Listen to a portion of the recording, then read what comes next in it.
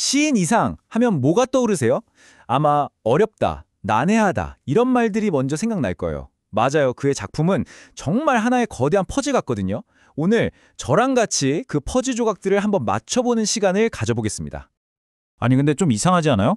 우리나라 최고의 현대 시인 중 한 명이라고 하는데 동시에 가장 이해하기 어려운 시인으로 꼽힌다니 말이에요. 대체 왜 그럴까요?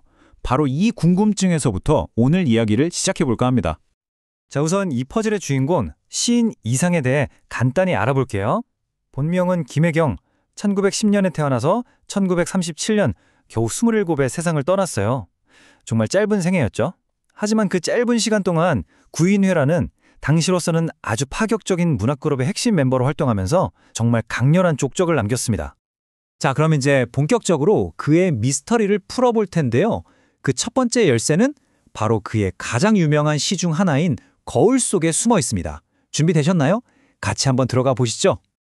시는 이렇게 시작합니다. 거울 속에는 소리가 없소. 어떠세요?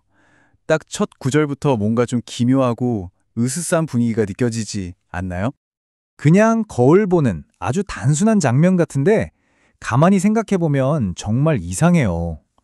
거울 속에 있는 저 나는 대체 누구일까요?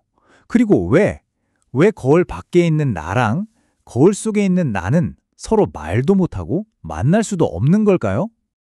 그러니까 이 시는 명백하게 두 명의 나를 보여주고 있는 거예요. 현실 세계에 있는 거울 밖의 나와 거울 속에 비친 또 다른 나, 어쩌면 내면의 자아일 수도 있는 거울 안의 나. 이 둘이 서로 마주보고는 있는데 절대 만날 수가 없는 거죠. 완벽하게 분리되어 있는 겁니다. 시를 조금 더 자세히 뜯어볼까요? 이 거울 속 나의 특징들이 나와요. 거울 속 세상은 소리가 없대요.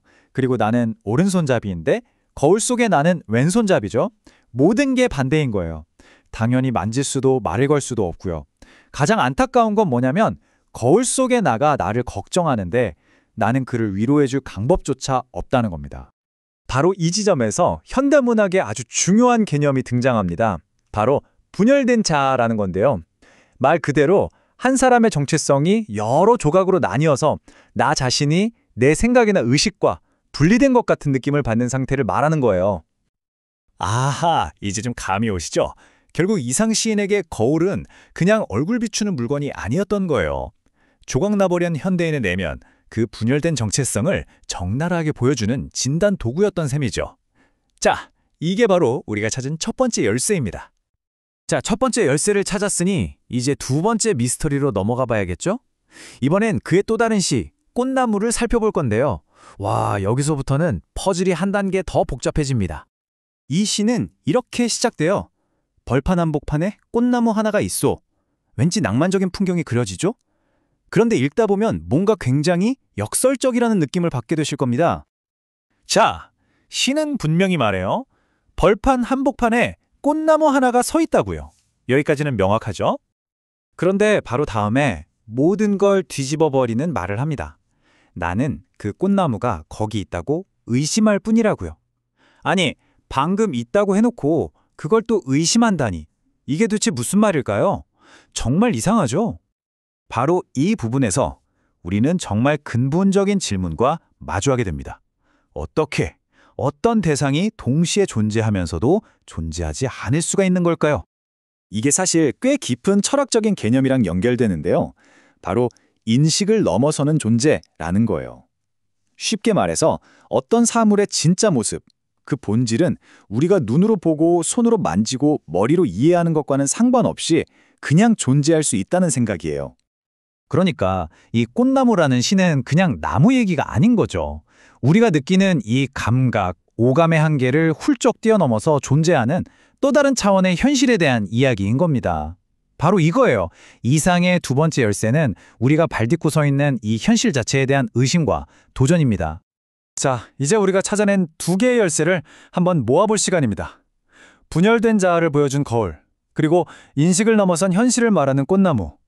이 두 가지 단서는 과연 우리를 어디로 데려갈까요? 이상의 시라는 퍼즐을 맞추는 과정을 이렇게 두 단계로 정리해 볼 수 있겠네요. 1단계, 거울을 보면서 나는 누구인가? 이 분열된 자아를 똑바로 쳐다보는 거예요. 그리고 2단계, 꽃나무를 보면서 내가 보는 이 세상이 전부일까? 우리가 당연하게 믿었던 현실에 한번 질문을 던져보는 거죠. 그런데 여기서 정말 중요한 게 있어요. 이상의 시는요, 정답은 이거야 하고 딱 떨어지는 수학 문제 같은 퍼즐이 아니라는 겁니다. 오히려 그 반대죠. 그의 시는 우리가 너무나 당연하게 이게 진짜지? 라고 믿고 있던 모든 것들, 그 생각의 뿌리 자체를 그냥 확 흔들어버리는 거예요. 우리한테 계속 질문을 던지도록 설계된 일종의 생각의 장치 같은 거죠.